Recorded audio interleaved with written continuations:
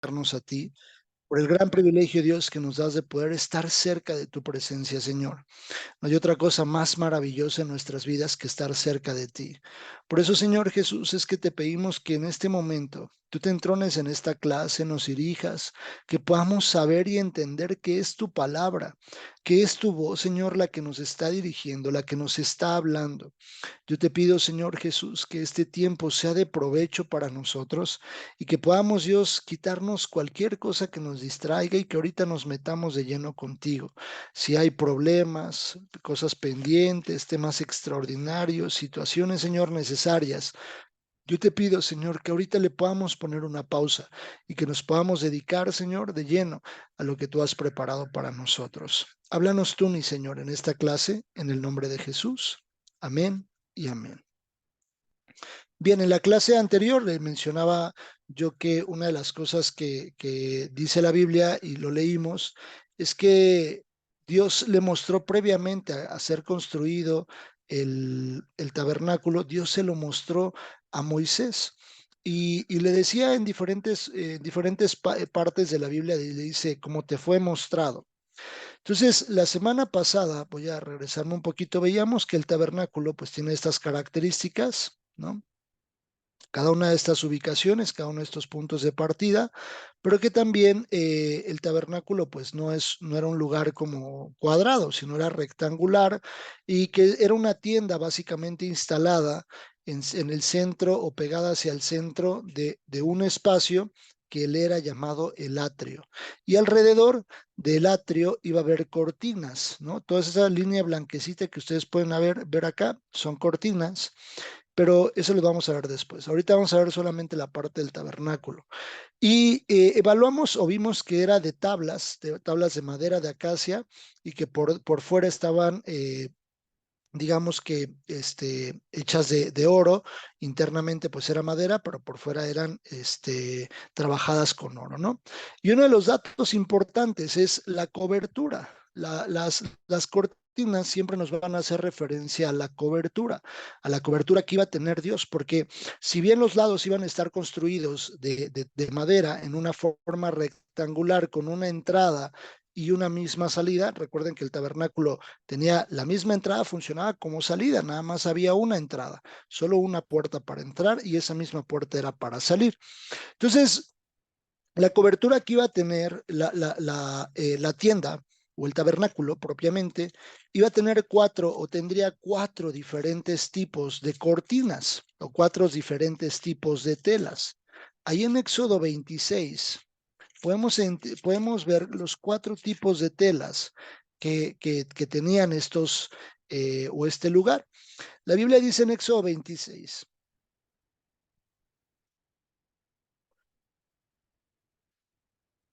Harás el tabernáculo de 10 cortinas de lino torcido, azul, púrpura, carmesí, y lo harás con querubines de obra primorosa. La primera cortina nos habla de lino. La primera cortina que estaba, es decir, la que se veía de abajo hacia arriba, la primera cortina que estaba puesta como cobertura, iba a ser una cortina de lino. ¿Qué quiere decir Que habla de la pureza, habla una cortina de pureza o una cobertura de pureza, porque el lino nos hace referencia. Si ustedes pueden ver en Apocalipsis, dice la Biblia que se ve a la iglesia y a los muertos por causa del testimonio de Jesús, se ven vestidos de lino fino. Y el lino es una referencia a pureza. Esa primer cortina iba a tener esa referencia que hace referencia a la persona de Jesús. Pero también dice que iba a tener querubines, dice acá, con querubines de obra primorosa. Este es uno de los rangos más altos de los ángeles en el cielo. Hay un rango, hay diferentes rangos, pero los querubines tendrán o tienen un rango de los más altos en el reino. Básicamente ellos tienen mucho el cuidado, como si fueran como soldados, digamos, ¿no? Cuando veamos el arca del pacto, vamos a ver también la referencia de los querubines, pero en esta cortina iban a tener referencia también o como figuras de querubines dentro de la misma cortina. Versículo número 7 Dice, en el mismo capítulo 26, verso 7, harás asimismo cortinas de pelo de cabra para una cubierta sobre el tabernáculo, 11 cortinas harás. El pelo de cabra nos habla de la redención, habla del macho cabrío. Más adelante vamos a ver un poco acerca de este tipo de rituales o ritos que se hacían en el tabernáculo, en el altar de bronce, donde se mataba al macho cabrío y se hace referencia, pero también el pelo hace una referencia a separación. Recuerden que el voto que hizo Sansón hacía un voto de nazareato, un voto en el que pues él no debía pasar navaja, dice la Biblia, sobre su cabello. Entonces, podemos ver que esta cortina nos permite ver también la figura de redención en el tabernáculo, ver la figura en una cobertura de redención, que habría cobertura por medio de una redención con un objetivo, separarnos, como el voto del nazareato. Por eso, la descripción nos dice que debía de ser pelo de cabra, no dice piel de cabra, pelo de cabra específicamente, este tipo de cortina. Siguiente cortina la encontramos en el verso 14. Dice la Biblia en el verso 14, harás también a la tienda una cubierta de pieles de carneros teñidas de rojo y una cubierta de pieles de tejones. La primera, harás también a la tienda una cubierta de pieles de carneros. Y la figura del carnero es una figura de sustitución. También esta figura nos habla de Jesús, ¿no? Vemos, por ejemplo, en el caso cuando lleva a Abraham a sacrificar a Isaac, hay un animal que iba a sustituir el sacrificio. Cuando Abraham estaba a punto de ya enterrarle así tras para hacer el sacrificio en obediencia a Dios, entregarle a su hijo, el ángel lo detiene y le dice, tranquilo, no lo hagas. Solamente era para evaluar que propiamente tuvieras la fe necesaria para lo que Dios iba a tener en tu vida, pero aquí está el animal, el carnero que habrá de ser sacrificado en este lugar es un principio de sustitución donde Jesús se pone en el lugar de nosotros, como el ejemplo también de Barrabás, ¿no? Barrabás es la figura de la iglesia y Jesús se pone en el lugar de Barrabás. Barrabás tenía que ser el que iba a ser el que iba a ir a la cruz. Sin embargo, Jesús se puso por él, haciendo la figura de que Jesús murió por la iglesia, ¿verdad? Entonces también podemos ver en este inicio, o en esta cobertura, la persona de Jesús en esa sustitución por el sacrificio que Jesús hizo en la cruz. Y finalmente, la piel de tejón, dice ahí mismo en el verso 14, y una cubierta de pieles de tejones encima. Más o menos así van a ser ilustrativamente, como lo vemos en la figura acá en la pantalla, cuatro coberturas, la de querubines, o la de lino, después la de pelo, luego la del, ¿cómo dijimos? La del carnero, perdón, y al final la de pieles de tejones. La última, la de pieles de tejones, se dice que la piel de tejón era una piel muy desagradable, o sea, que no era una piel como linda, como si fuera un terciopelo, que nosotros volteáramos a ver y que fuese agradable para nosotros, decir, ese lugar es agradable, o que nos llamara la atención entrar a ese lugar propiamente por ver la tela que lo cubría o por ver la apariencia externa que lo cubría. Algunos teólogos dicen que esta última cortina hace referencia a lo que la Biblia dice en Isaías 53. Vamos a Isaías 53.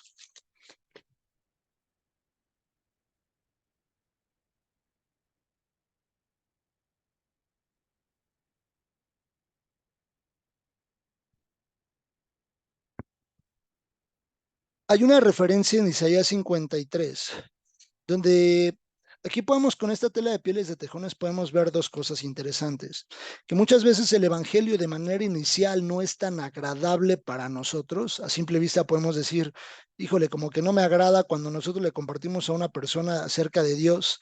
Las personas pueden decir, ay, híjole, como que no me agrada tanto. Pero al final del día, por dentro, podemos ver cuando nosotros nos introducimos al Evangelio todo lo maravilloso que es la palabra de Dios.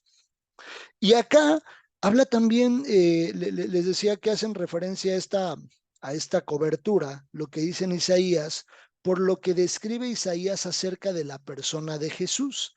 Dice Isaías 53. ¿Quién ha creído a nuestro anuncio y sobre quién se ha manifestado el brazo de Jehová? Subirá cual renuevo delante de él y como raíz de tierra seca. No hay parecer en él ni hermosura. Le veremos más sin atractivo para que le deseemos. Dice la Biblia, algunos teólogos dicen que en este versículo, principalmente el versículo 2 de 53:2, cuando hace referencia al renuevo, hace referencia a Jesús, pero da una descripción física probablemente de lo que pudiera ser Jesús. No hay una pintura, no existe una pintura que describa realmente cómo era Jesús físicamente. No lo existe. Hay algunas ideas que se tienen, pinturas, imágenes, algunos descriptivos de su persona físicamente, pero cuando hacemos un poco, cruzamos estos datos de lo que podemos ver en esta cortina, que era una cortina no muy agradable y que hace referencia propiamente al Evangelio, la Biblia dice, no hay parecer en él ni hermosura. Lo veremos más inatractivo para que lo deseemos. No lo estoy afirmando, simplemente estoy trayendo los datos a la mesa porque algunos teólogos creen que Jesús fue un hombre físicamente no atractivo, justamente con el propósito de que la gente no se le acercara a él o no le buscara por su apariencia física. Por eso dice, sin atractivo para que lo deseemos, sino que él pues tal vez podría pasar desapercibido físicamente, sin embargo, por la unción y el poder que tenía de parte de Dios y siendo Dios, el Espíritu Santo en él, pues obviamente ya generaba la atracción hacia las personas. Lo seguían y seguían sus pasos por lo que él hacía y por quién era, no por lo que tal vez físicamente pudiera aparentar. Otro dato que pudiera llevarme a decir, bueno, probablemente sí es real esto que dicen estos teólogos, es que cuando Jesús es transformado, cuando Jesús muere y su cuerpo es sepultado en la tumba, al resucitar Jesús, su cuerpo estaba transformado. Recuerden que por algunas características lo ubicaban, pero en el camino de Emaús los dos discípulos no lo reconocen, sino hasta por su comportamiento y su forma de ser con ellos, es que dicen, no te pases, era Jesús. Entonces, probablemente podemos tomar como algunos datos que corroboran este versículo y decir, bueno, probablemente sí, es que o era una persona, pues tal vez no atractiva físicamente, ¿no? Sin embargo, creo que todo su atractivo estaba propiamente en la unción y en que Jesús era Dios y en lo que él iba a hacer en la cruz. Esos solamente son datos de algunas opiniones bíblicas que suceden, pero básicamente la interpretación de esta última cortina es que no era una cortina agradable y que así funciona un poco el Evangelio, ¿no? Que no es agradable a simple vista, sin embargo, cuando tú abres la puerta y te introduces, prácticamente por dentro es sumamente agradable. Había dos cortinas más que nos describe la Biblia ahí mismo en Éxodo 26. Éxodo 26, capítulo 26, perdón, verso 31. Dice, también harás un velo de azul, púrpura, carmesí y lino torcido. Será hecho de obra primorosa con querubines y lo pondrás sobre 4 columnas de madera de acacia cubiertas de oro, sus capiteles de oro, sobre sus basas de plata, y pondrás el velo debajo de los corchetes y meterás allí del velo dentro el arca del testimonio, y aquel velo os hará separación entre el lugar santo y el lugar santísimo. Ese es el velo, acá les pongo la ilustración, también tenía querubines en ese alto rango, pero si se dan cuenta, en el acceso o la separación entre el lugar santo y el lugar santísimo, solamente había 4 columnas. En la introducción o en la entrada propiamente del tabernáculo, había 5 columnas. Todo tiene un porqué en la Biblia. Siempre hay un propósito de Dios de hacer las cosas. No es como que el tabernáculo fuera grande y terminara chico de manera en la profundidad, porque podríamos decir, bueno, 5 columnas al inicio, 4 hacia el fondo, entonces se acortaba el espacio, ¿no? Era rectangular completamente. Sin embargo, tiene una referencia. El número 4 en la Biblia nos habla de en todo tiempo y en todo momento. ¿Por qué? Porque el número 4 hace referencia a las cuatro, por ejemplo, a las cuatro estaciones del año, a los cuatro puntos cardinales. O sea, tenemos una referencia en nuestro entorno que nos habla del número 4. Entonces, ¿qué quiere decir? Que nosotros tenemos que introducir, que nosotros tenemos que entrar al lugar santísimo en todo tiempo y en todo momento. Por eso la referencia de las cuatro columnas que hay entre la separación del lugar santo y el lugar santísimo. Oye, ¿y entonces por qué en el acceso al lugar santo hay cinco columnas? Porque solo se puede entrar en el servicio a Dios. La Biblia nos describe cinco ministerios: maestro, profeta, apóstol, evangelista y me faltó uno, y pastor. Entonces, por los cinco ministerios, es decir, en el servicio, no porque solamente existen cinco ministerios, sino porque el número cinco es un número de gracia, por supuesto, una gracia inmerecida que nos introduce a poder servirle a Dios, es como podemos llegar hasta el lugar santo. Pero para que nosotros podamos entrar al lugar santísimo, siempre es importante recordar que es en todo tiempo y en todo momento. Este velo que separaba el lugar santo del lugar santísimo es exactamente el mismo velo que se parte en dos cuando Jesús dice, consumado es.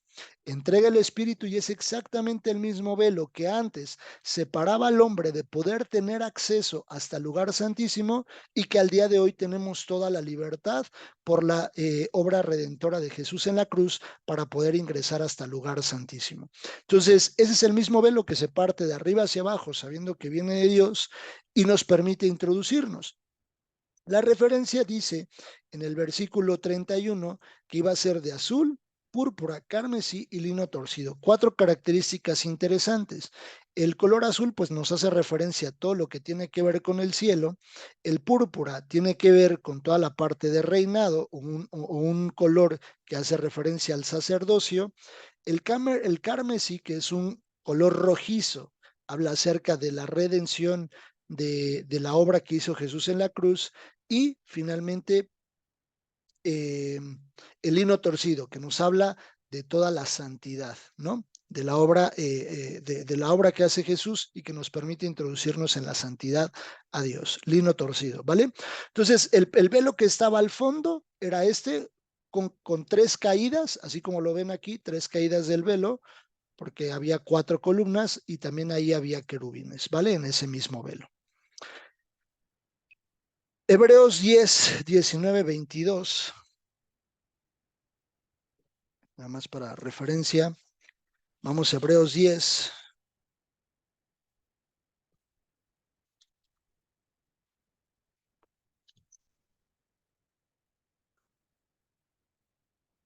Dice la Biblia en Hebreos 10. Asimismo, así que hermanos, teniendo libertad para entrar en el lugar santísimo por la sangre de Jesucristo, por el camino nuevo y vivo que Él nos abrió a través del velo, esto es, de su carne, y teniendo un gran sacerdote sobre la casa de Dios, acerquémonos con corazón sincero, en plena certidumbre de fe, purificados los corazones de mala conciencia y lavados los cuerpos con agua pura. Lavados los cuerpos con agua pura lo vamos a ver en otro elemento que hay fuera ya del tabernáculo. Estos eran básicamente las diferentes cortinas que había, ¿no? El velo de introducción, que tenía las cuatro caídas porque había cinco columnas, el velo del fondo, que fue el que partió Jesús al entregar su vida en la cruz para permitirnos entrar al lugar santísimo de continuo. Y bueno, pues enseguida podemos ver que el tabernáculo estaba así más o menos, es una ilustración donde había una entrada, todo alrededor eran cortinas, alrededor cortinas, y debía estar enclavado con unas estacas sobre la tierra y no podía ser fijo porque recuerden que ellos se tenían que mover con base al movimiento de la nube.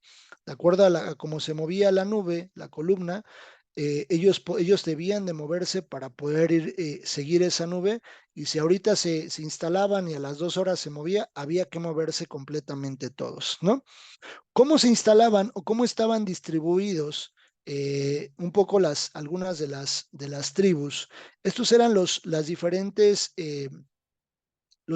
responsables de mover el tabernáculo. Había una función específica en cada uno de ellos que vamos a revisar. Merari, Gerson y Coat. Moisés y Aarón estaban al frente. Merari, Gerson y Coat eran los responsables de poder, o de, no de poder, sino de mover el tabernáculo en el momento que tenía que ser necesario. Vamos a verlo. Permítanme un segundo. ¿Cuáles eran las actividades que debían desempeñar cada uno de ellos en el ejercicio del movimiento del tabernáculo? Voy a volver a proyectar. Ahí está. Acompáñenme, por favor, al libro de Números. Ahorita les digo el versículo. Números capítulo 3.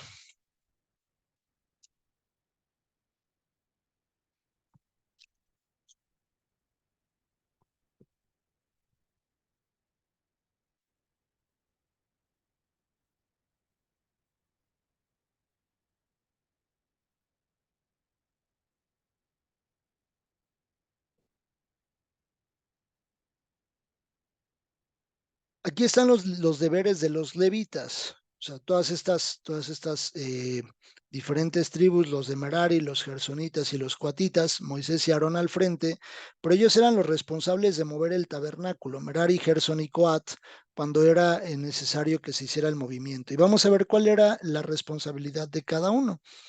La Biblia dice, voy a dar una introducción, vamos a leer desde el versículo 1 en el capítulo 3 de Números, ¿vale? Estos son los descendientes de Aarón y Moisés en el día de que Jehová habló a Moisés en el monte de Sinaí. Y estos son los nombres de los hijos de Aarón: Nadab, primogénito; Abiú, Eleazar. Estos eran los nombres de los hijos de Aarón, sacerdotes ungidos, a los cuales consagraron para ejercer el sacerdocio. Y, y viene una descripción ahí de algunos más. Estos son los nombres de los hijos de Aarón, sacerdotes ungidos, a los cuales consagró para ejercer el sacerdocio. Pero Nadab y Abiú murieron delante de Jehová cuando ofrecieron fuego extraño delante de Jehová en el desierto de Sinaí, y no tuvieron hijos. Eleazar e Itamar ejercieron sacerdocio delante de Aarón, su padre. Y Jehová habló a Moisés diciendo: haz que se acerque la tribu de Leví y hazle estar delante del sacerdote Aarón para que le sirvan, y desempeñen el encargo de él y el encargo de toda la congregación delante del tabernáculo de reunión para servir en el ministerio del tabernáculo. Y guarden todos los utensilios del tabernáculo de reunión y todo lo encargado a ellos por los hijos de Israel, y ministren en el servicio del tabernáculo. Y darás a los levitas a Aarón y a sus hijos, y darás perdón los levitas a Aarón y a sus hijos, y le son eternamente dados entre los hijos de Israel. Y constituirás a Aarón y a sus hijos para que ejerzan su sacerdocio, y el extraño que se acerque morirá. Habló además Jehová a Moisés diciendo: he aquí yo he tomado los levitas de entre los hijos de Israel, en lugar de todos los primogénitos. Los primeros nacidos entre los hijos de Israel serán pues míos los levitas, porque mío es todo primogénito desde el día en que yo hice morir a todos los primogénitos en la tierra de Egipto. Santifiqué para mí a todos los primogénitos en Israel, así de hombres como de animales míos serán yo Jehová. Y dice la Biblia: y Jehová habló a Moisés en el desierto de Sinaí diciendo: cuenta los hijos de Leví según las casas de sus padres, por sus familias. Contarás todos varones de un mes arriba. Y Moisés los contó conforme a la palabra de Jehová, como le fue mandado. Y ahí vienen algunos datos de quiénes eran los hijos de Leví, los hijos de Coat, los hijos de Gerson y la familia de cada uno. Y al final vemos también Merari. Si nosotros vemos en el versículo 25, dice la Biblia: a cargo de los hijos de Gerson en el tabernáculo de reunión estarán el tabernáculo, la tienda y su cubierta, la cortina de la puerta del tabernáculo de reunión, las cortinas del atrio, la cortina de la puerta del atrio que está junto al tabernáculo, junto al altar alrededor, asimismo sus cuerdas para todo su servicio. Ahí nos indica qué actividades iban a hacer los gersonitas. Iban a mover todas las cortinas. ellos tenían que actuar de manera conjunta y un poco coordinada para que pudieran hacer las cosas de acuerdo a lo correcto. De Coat, en el versículo 31, nos dice: a cargo de los de Coat, o a cargo de ellos, estarán el arca, la mesa, el candelero, los altares, los utensilios del santuario con que ministran y el velo con todo su servicio. Y el principal de los jefes de los levitas será Eleazar, hijo del sacerdote Aarón, jefe de los que tienen la guardia en el santuario. Versículo 36. A cargo de los hijos de Merari estará la custodia de las tablas del tabernáculo, sus barras, sus columnas, sus basas y todos sus enseres, con todo su servicio, y las columnas alrededor del atrio, sus basas, sus estacas y sus cuerdas. Cada uno tenía que mover diferentes cosas, pero había unos que tenían un cargo muy interesante, que eran los de Coat. Personalmente, algo que yo puedo ver es que ellos en el versículo 31 dice que tenían que mover el arca, la mesa, el candelero y los altares y los utensilios. Si alguno entraba al tabernáculo siendo una persona o estando una persona en pecado, ellos iban a morir. Para ello, para que todo eso sucediera, tenía que hacerlo en conjunto y de manera coordinada. Primero se iban a cubrir los utensilios con algunas telas para que ellos pudieran entrar y los pudieran cargar y los pudieran mover. De lo contrario, ellos iban a morir. ¿Por qué? Si en el ejercicio sacerdotal el sacerdote entraba estando inmundo, bueno, en pecado, con un mínimo pecado que entrara, el sacerdote moría. Recuerden que la forma en la que ubicaban esto era cuando el sacerdote entraba al tabernáculo, tenía unas campanillas en sus túnicas y se escuchaba el sonar de las campanillas cuando se iba moviendo, haciendo el ejercicio sacerdotal en los panes, en encender el candelero, en mover el incienso. Ellos se movían. Y solamente una vez al año alguien entraba hasta el lugar santísimo, contrario a Moisés, que Moisés entraba como Juan en su casa, y dice la Biblia que Dios le hablaba como aquel que le habla a su amigo, de continuo, sin ningún inconveniente. Moisés era el único que entraba al lugar santísimo y salía sin ningún problema. Entonces, ¿cómo era que estos levitas iban a entrar al lugar santo y al lugar santísimo sin morir, porque alguno de ellos podía estar en pecado? Capítulo 4. Si vamos al capítulo 4, vamos a ver algunas de las actividades, cómo se movían, cómo hacían exactamente las cosas cada uno de ellos. Capítulo 4, versos del 4 al 20, vamos a describir a Coat. Dice la Biblia: el oficio de los hijos de Coat en el tabernáculo de reunión, en el lugar santísimo, será este. Cuando haya de mudarse el campamento, imagínense toda la situación, imagínense que se tenían que mudar. Cuando haya de mudarse el campamento, vendrán Aarón y sus hijos y desarmarán el velo de la tienda y cubrirán con él el arca del testimonio. Y pondrán, aquí lo tenían que hacer ¿quiénes? ¿Quiénes eran Aarón y sus hijos? Los sacerdotes. Previo a que los levitas hicieran algo, los sacerdotes tenían que cubrir todos los elementos dentro del tabernáculo. Dice: cuando haya de mudarse al campamento, vendrán Aarón y sus hijos y desarmarán el velo de la tienda y cubrirán con él el arca del testimonio y pondrán sobre ella la cubierta de pieles de tejón y extenderán encima un paño de todo de azul y le pondrán sus varas.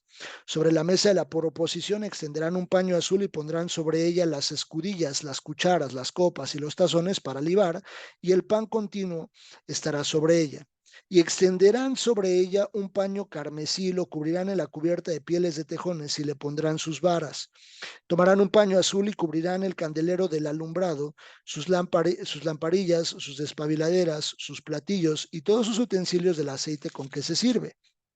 Y le pondrán con todos sus utensilios en la cubierta de pieles de tejones, y lo colocarán sobre sus parihuelas, y sobre el altar de oro extenderán un paño azul, y lo cubrirán con la cubierta de pieles de tejones, y lo pondrán sus varas, y tomarán todos los utensilios del servicio de que hacen uso en el santuario, y los pondrán un paño azul, y los cubrirán con una cubierta de pieles de tejones, y los colocarán sobre unas parihuelas. Quitarán la ceniza del altar y extenderán sobre él un paño de púrpura y pondrán sobre él todos sus instrumentos de que se sirve, las paletas, los garfios, los braseros, los tazones, todos los utensilios del altar, y extenderán sobre él la cubierta de pieles de tejones y le pondrán además las varas. Y cuando acaben Aarón y sus hijos de cubrir el santuario y todos los utensilios del santuario, cuando haya de mudarse el campamento, vendrán después los hijos de Coat para llevarlos, pero no tocarán cosa santa, no sea que mueran. Estas serán las cargas de los hijos de Coat en el tabernáculo de reunión. Ellos podían entrar, pero todas las cosas previo a que entraran, porque en Dios siempre hay un orden. Previo a que entraran, ellos, todo tenía que estar cubierto para que ellos no lo vieran. Qué interesante es que los coatitas entraban cada que se tenía que mover el tabernáculo, pero tal vez nunca conocieron cómo eran las cosas realmente por dentro porque estaban cubiertas. Dios, aquí hay muchas enseñanzas, ¿no? Y no nos vamos a meter en un tema de administración del corazón, pero algo interesante es que Dios nunca nos va a poner algo que nos haga tropezar a nosotros mismos. No es como que les dijera a los cuatitas, ustedes van a mover los utensilios de adentro, pero ¿qué creen? Cuando entren se van a morir. Pues no, no, o sea, no es Dios así, ¿verdad? Es un Dios de orden. Y Dios les iba a poner previamente el orden correcto. A partir del versículo 21, vemos la actividad de los gersonitas, cómo ellos lo iban a hacer. Además habló Jehová a Moisés diciendo, toma también el número de los hijos de Gerson según las casas de sus padres por sus familias. De edad de 30 años arriba hasta 50 años los contarás, todos los que entran en campaña para servir en el tabernáculo de reunión. Este será el oficio de las familias de Gerson para ministrar y para llevar. Llevarán las cortinas del tabernáculo, el tabernáculo de reunión, su cubierta, la cubierta de pieles de tejones que está encima de él, la cortina de la puerta del tabernáculo de reunión, las cortinas del atrio, la cortina de la puerta del atrio que está cerca del tabernáculo y cerca del altar alrededor, sus cuerdas, sus instrumentos y su servicio y todo lo que será hecho para ellos, así servirán. Según la orden de Aarón y de sus hijos, será todo el ministerio de los hijos de Gersón en todos sus cargos y en todo su servicio, y les encomendaréis en guarda todos sus cargos. A partir del versículo 29, podemos ya ver las actividades que desempeñaban los hijos de Merari.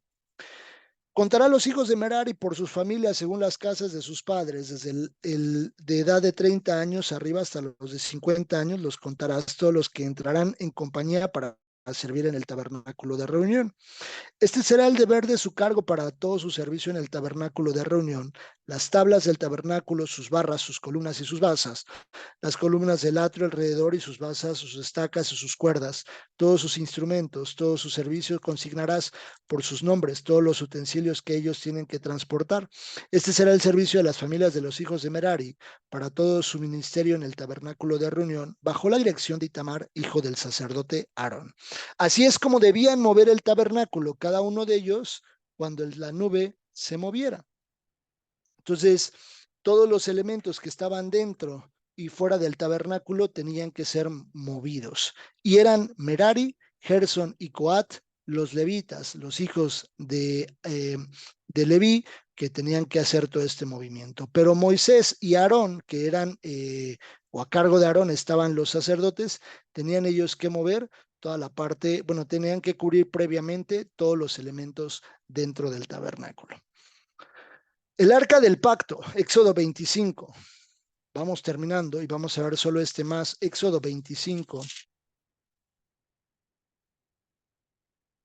Estaba el arca dentro del lugar santísimo, o dentro del lugar santísimo, y era el lugar donde Moisés recibió la instrucción de Dios, que en ese lugar Dios se congregaría o le hablaría. Desde ahí podemos ver una instrucción de congregarnos. ¿Ja? Cuando Dios le dice, hablaré delante de ti por medio del propiciatorio, ahí le indica a Dios que estará hablando de continuo o hace una referencia al hebreo que dice, su significado es como congregarse, le hace esa referencia. En Éxodo 25:10 dice la Biblia, Harán también un arca de madera de acacia, sin duda tenía que ser de madera, cuya longitud era de 2 codos y medio, su anchura de codo y medio y su altura de codo y medio. Y la cubrirás de oro, cubierta de oro. Fundirás para ella 4 anillos de oro que pondrás en sus 4 esquinas. Se ve un poco ahí en la ilustración, los anillos que pondrás en sus 4 esquinas de oro a un lado de ella y 2 anillos al otro lado. Harás unas varas de madera de acacia, las cuales cubrirás de oro, y meterás las varas por los anillos a los lados del arca para llevar con ellas. Las varas quedarán en los anillos del arca, no se quitarán a ella. Siempre debía estar lista para moverse, ¿vale? Y pondrás el arca del testimonio que yo te daré, y harás un propiciatorio de oro fino, cuya longitud será de 2 codos y medio. El propiciatorio es básicamente una tapa, la tapa que iba a cubrir la caja o el arca propiamente, que iba a estar hueca por dentro. Un propiciatorio de oro fino cuya longitud será de 2 codos y medio y su anchura de codo y medio. Harás también 2 querubines de oro, ya hablamos de los querubines, labrados a martillo los harás en 2 extremos del propiciatorio. Harás pues un querubín en un extremo y un querubín en el otro extremo. De una pieza con el propiciatorio harás los querubines en 2 extremos. Y los querubines extenderán por encima las alas, cubriendo con sus alas el propiciatorio, su rostro el uno enfrente del otro, mirando al propiciatorio los rostros de los querubines. Y pondrás el propiciatorio encima del arca, y en el arca pondrás el testimonio que yo te daré, y de ahí me declararé a ti y hablaré contigo. Y sobre el propiciatorio de entre los 2 querubines que están sobre el arca del testimonio, todo lo que yo te mandare para los hijos de Israel. En el versículo 22, cuando le dice allí y hablaré contigo de sobre el propiciatorio de entre los 2 querubines, cuando dice allí me declararé, esa parte, cuando ustedes lo buscan en el hebreo, esta frase hace referencia a congregarse. Desde ahí Dios estaba instituyendo la parte de congregarnos, de reunirnos y buscar su dirección, basado en su palabra propiamente. El arca contenía 3 elementos muy importantes: el maná, que era el testimonio de la provisión que Dios le había dado a Israel cuando lo sustentó en el alimento. Tenían que tener el respaldo o la evidencia del respaldo, que era la vara de Aarón que reverdeció cuando los hombres dijeron, aquellos hombres dijeron, ¿por qué solo? ¿A poco solo por ti y por Aarón habla Dios? Y entonces le dijeron, vale, entonces tomen una vara cada uno de los de las casas, y entonces cada príncipe va a poner la vara, y la que reverdezca, esa es la vara de la que tendrá, del que tendrá respaldo de parte de Dios.